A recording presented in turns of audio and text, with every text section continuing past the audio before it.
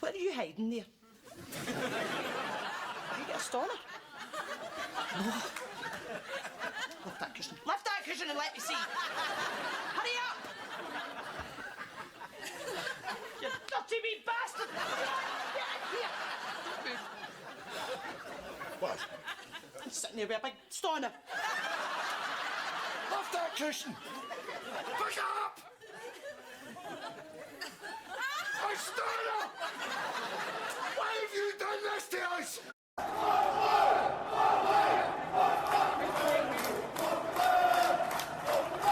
What is happening, Bairns? Welcome to In the KM, One South Standards point of view on all things navy blue. As always, I am your host Ray, and today we are here to talk about the joy of 6. And that is where Falkirk went ahead and absolutely scudded Greenock Morton 6-0. That's right, 6-0. So, let's get into things, shall we? Because I'm absolutely buzzing to talk about this game, and I've had an absolute stoner since the minute I left the stadium yesterday. And I don't know about any of yous, but have any of yous been doing this as well, where since then I've just been going onto my phone periodically and just checking the league table. I don't know why I keep doing this. I don't know why I'm expecting to see something different, but it's almost just like I'm still just like pinching myself. Like, I just didn't think that this is how this season was going to go. We are 6 points clear at the top of the league. If that's not sunk in yet, let me just make sure that is sinking in right now. We're 6 points clear. We played every team and we've only lost one game. Who in the right mind would have predicted that? I genuinely thought we could push for the playoffs and maybe sneak in to the top 4, but we are just something else this season. It's just mind blowing. So I keep going on and looking at the league table and just going, look at that, man. Look at that. Look at the goals we've scored as well. It's insanity. So let's get into today's game. Yesterday's game, I should say. So the lineup, when it came out, I was going to say it was as surprising as it was unsurprising, because really the only changes we kind of expected, or at least thought might happen, would be Gary Oliver dropping out for Ross McKeever. That ended up not happening. I did say in my previous video that I would have personally went with Ross McKeever up front, but I did somewhat expect McGlynn to stick with what's been working up until now. And that's not a criticism, by the way. I think McGlynn knows what he's doing. A settled team, a winning team, why make any changes to it? It's up to guys like McKeever and Morrison, who we'll talk about later on in the video. It's up to them to break back into this team. And I'm starting to think that it was the right call. It's easy to say that in hindsight, isn't it? But we went as you were from the last game there. Hogarth and goal, back 4 of McCann, Henderson, Graham and Adams. Midfield trio, Tate, Spencer and Nesbitt, with Ross on the left, Miller on the right, and then Gary Oliver up top. So how did things pan out then? Well, we started the game with a quick tempo, like we always do. Like we always try and get on the front foot and get an early goal. And whenever we do that, as I've said before, we always seem to do alright when we score an early goal. And this particular match was no exception. So it's about 15 minutes in, we get a free kick, gets whipped in by Calvin Miller, and who is there to put the ball in the back of the net with an absolute thumping header but Caelan Adams for his first goal in the navy blue, which, as we've talked about, as he even mentioned in his post-match interview, which was really good, by the way. I should recommend you go check out if you have not already watched it. Really mature boy, the way he comes across. It was coming. The goal for him was coming. If I recall, I think he's hit the post or the crossbar a couple of times, and he's got himself into good positions. You can see he wants to score goals. The same way with Sean Mackey when he was playing on the left. Bit different for McCann, where he's absolutely a supporting player. Adams wants to score goals and get on the end of things. So it's not a surprise he eventually gets a goal. And the boy's big. Although he's playing at right back. We seen that earlier on in the season. He can do a job at centre half, absolutely. So it's no surprise that the first goal he scores is a thumping header. It's a brilliant delivery in. I do think though that Morton's defence is really, really poor here. It's very similar actually to the type of goal they scored against us when we were at Capello, where he's just not getting picked up. They don't match the run, and it's still a fantastic finish though. Don't take anything away from Adams there. He's still got a lot today. He generates so much power on the header, and the keeper's got no chance. The keeper Budanokis, if I'm pronouncing his name right, I don't actually think he had all that terrible of a game, which is mad considering the fact he conceded 6 goals. But anything that he had like much a chance with, he dealt with pretty well. I thought there was a couple of chances from Ethan Ross, who, had it not been for the goalkeeper, very well could have had a hat trick today. So aye, we're 1-0 up, and it just calms things down a wee bit. We're no getting into the team coming here and trying to be defensive and that, and trying to slow the game down and time waste and that. I mean, Morton did do a wee bit of time wasting, but one thing I said to the boy that I was standing next to was that Morton actually did try and come out and play. They were trying to press us up the park. They were leaving bodies up and no keeping everything behind the ball, and I think that was actually to their detriment. You try and come out and play against us and try to go toe to toe with us, you're going to get battered unless you're a better team than us. And Morton are not a better team than Falkirk.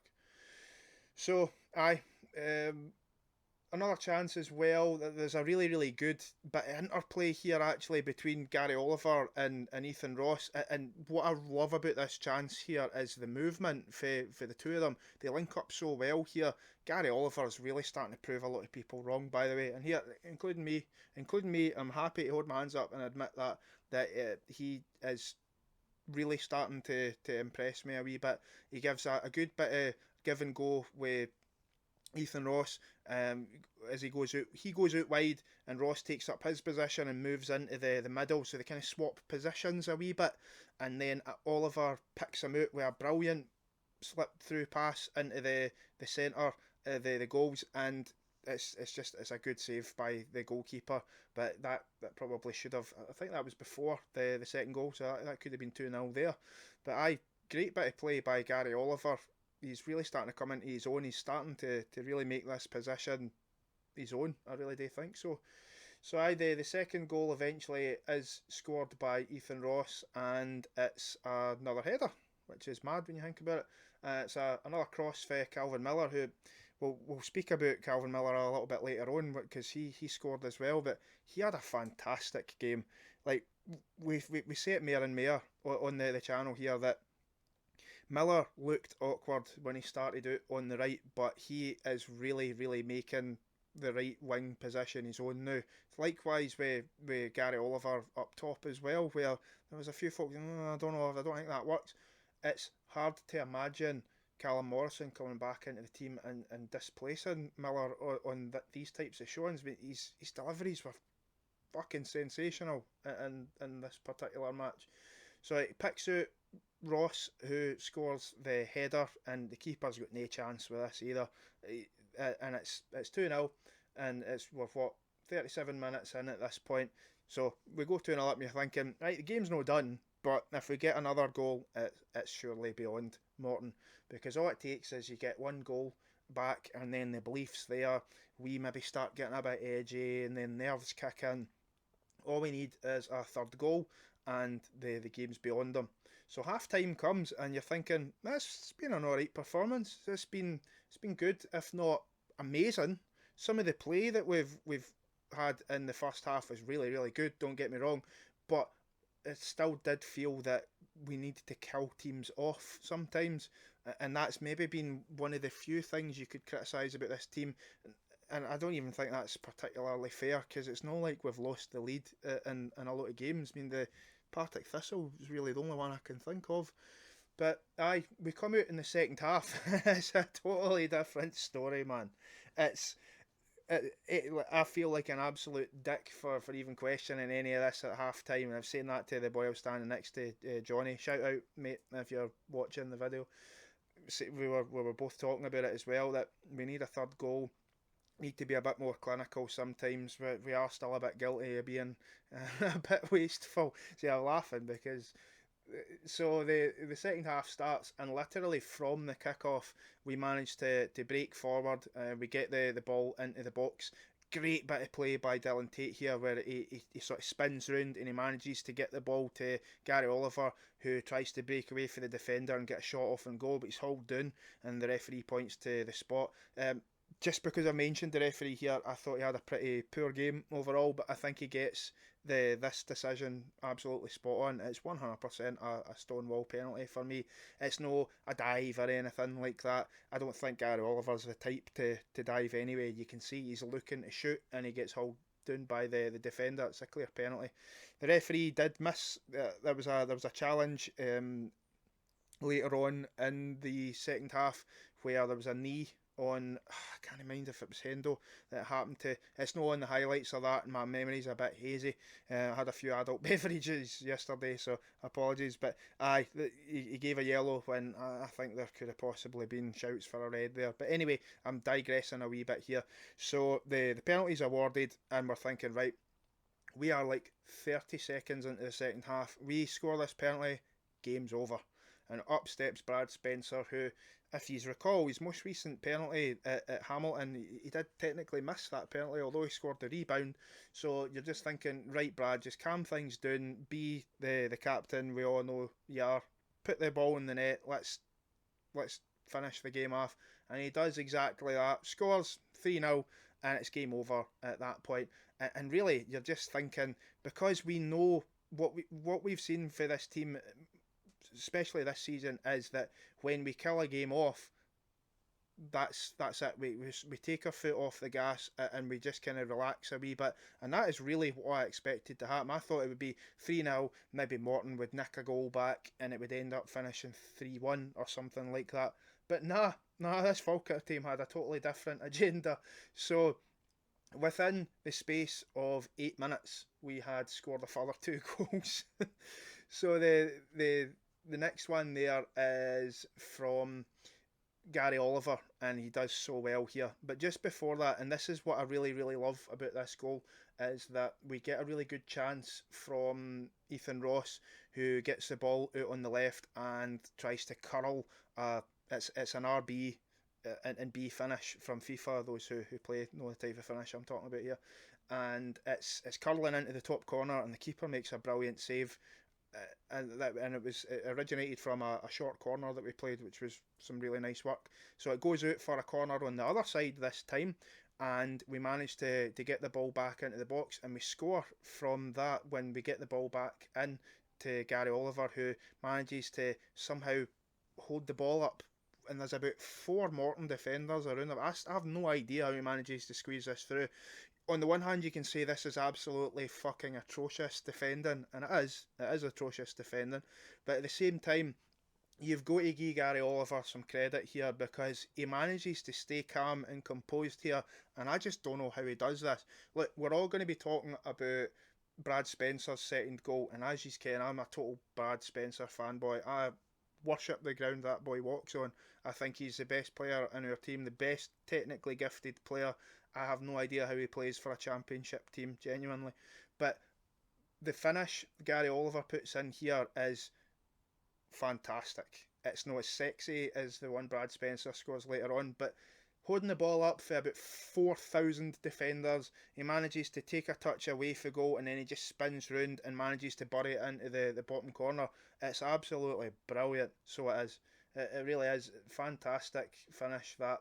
And we're thinking, right, 4-0 quality, and then a minute later, we've made it 5, and it's an absolutely brilliant ball in for Luke Graham, of all people.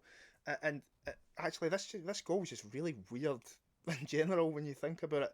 Luke Graham puts a cross into the box for Calvin Miller, who is second best to this ball all day long, and still somehow manages to squeeze in a diving header to make it 5-0. Am I losing my marbles here? Like, I just remember, I just stood there, I was just like this when it went in. I'm just thinking, did that actually happen? Calvin Miller just scored a diving header, And then I started thinking as well, Adams scored a header, Ethan Ross scored a header, Calvin Miller scored a header. That's madness. Like, when was the last time we scored 3 headers in one game, all from different players? Let me know in the comments below if you can think of any examples, because I certainly can't. So absolutely mad start to the second half. Within 10 minutes of the restart, we scored 3 goals more. It's 5-0. And Morton are absolutely tapping out at this point. They've completely given up. They know they're pumped. So we start ringing the changes at that time, and we see the reintroduction of Callum Morrison, Ross McKeever, good to have you back again, mate, and Alfredo Aguiman, who come on for Calvin Miller, Gary Oliver and Luke Graham respectively. So we shuffle things about a wee bit there as well. They all looked decent when they came on. With Aguiman in particular, he gets a good chance where I think it's Nesbitt whips a cross into the box after some really good play where he picks up a loose ball from a clearance and just drives forward with it and hits the cross in, and it's gone towards the back post, and you've got Aguiman and McKeever there. And I do think, and I don't want to be too critical here, but I do think that if Aguiman leaves this ball, McKeever's probably got a tap in, but he goes for it. He goes for the finish, and he kind of messes it up a wee bit, and it goes wide. But it's definitely a tap in for McKeever if he leaves it. But that is what it is. So we then, a few minutes later, about 67 minutes in or so, we make a further couple of changes with McKenna and Yates coming on for Nesbitt and Tate respectively. Nesbitt was always going to get subbed off. He ran his arse off in this game. Some of his movement as well. I always talk about his engine and his drive, but his movement, like the front four today, just talking about movement in general, Morton could not live with this Falkirk team in an attacking sense. The movement was just insane. See the amount of times where Nesbitt would be out on the right, Calvin Miller would drift into the middle, or Gary Oliver would go out on the left, and then Ethan Ross would cut into the middle. The defenders were just getting pulled about all over the place, and they just could not live with our attacking movement. Rest assured, we are top of the league by 6 points, and we deserve to be there, and it's because we play the best football in this league. And that doesn't necessarily mean we're going to win the league, but we categorically do play the best football. I've not seen any team in this league that could live with us if we play to our absolute best. And somebody might say that's arrogance, but I don't think it is. I think that it's impossible to argue we play the best football. We are absolutely scintillating when we are on our game, and like I said, just the movement is sensational. Speaking of sensational, the goal for number 6. Oh boy. So Brad Spencer picks up on a loose ball about 20 yards out and hits a first time finish with a side foot, and he just buries it into the back of the net, just curls it. Not too dissimilar to the one that Ethan Ross brought the save out of the keeper from, but he keeps it a lot lower and he just bends it into the corner of the net. The keeper's just rooted to his spot. He's got no chance. He doesn't even move. And the funny thing is, I was talking to Johnny like literally a minute before this goal went in, and we were discussing who we thought the man of the match would be. And for me, whilst I think that everybody in the team, you could genuinely make an argument for anybody in the team. Everybody played fantastic. Maybe not so much Hogarth when it comes to his distribution was good, but he didn't really have very much today. But that's not his fault. But the whole team played really, really well. But for me, it was down to Spencer and Ross. I thought it was going to be one of the two of them that would win it. And then literally a minute later, Spencer scores that absolute beauty. And then we just turned to each other and then just went, well, that's that settled then. And I was like, aye, absolutely. It's got to be Brad Spencer. And look, Ethan Ross was sensational today. So was Nesbitt. So was Oliver. So was Calvin Miller. Tate as well. He was really good as well. But it's got to be Brad Spencer for me. Like, I know I'm a fanboy, but when it comes to the performance today, even before he scored that second goal, he was already looking like the best player on the park, I thought. and Ethan Ross did just win Player of the Month, so we'll give it to Brad. He deserves it. He absolutely deserves it. So he makes it at 6-0, and it's this game over at that point. What I liked as well is, just talking of the midfield duo of Spencer and Tate, is, as I'm sure you're are aware, and I know that Ross brought this up on Falkirk Daft, is that we are racking up the yellow cards. Now, we didn't pick up any yellows in this game, which is good, but you've got Dylan Tate is 1 yellow away from a suspension, and Brad Spencer, I think, is 2. And bear in mind that these get reset after the halfway mark. We've still got a wee while to go yet. It does mean that you can't help but anticipate that we'll probably lose one of the two of them at some point to a suspension. But what I like is that when Yates came on, he looked really good when he came on. He looks like he's no missed a beat, and he's got to feel so hard done by, like, because what can he possibly do to get back into the team? There's no chance in hell that he's displacing Spencer and Tate at the moment. It's impossible.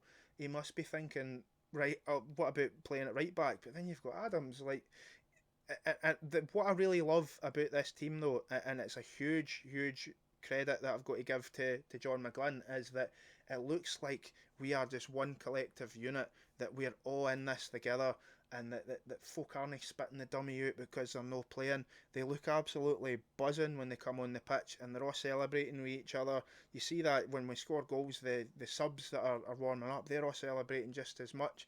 It's a collective effort, and Finn Yates absolutely will have his part to play. Just like me, the best examples are guys like Sean Mackey and Ethan Ross. Ethan Ross did play in a lot of games, but he was coming off the bench all the time, and I don't think he necessarily had anywhere near the level of impact last season as what he's had this season. And bear in mind, that was a lower level we were playing at last season. And to some people, you must look at Ethan Ross and just think, like, that is a perfect example of having the right mentality. Is you just keep on going, wait for your chance, and when you get your chance, you fucking take it, and you grab the chance with both hands. And Yates as well, bear in mind, he wasn't playing much, and look what he done when he was playing against Celtic. We've got so many options, and McGlynn said this in his post-match interview, that when we get everybody back fit and fighting, that we've got so many players that can just come in and out of the team, and it doesn't make us a weaker team.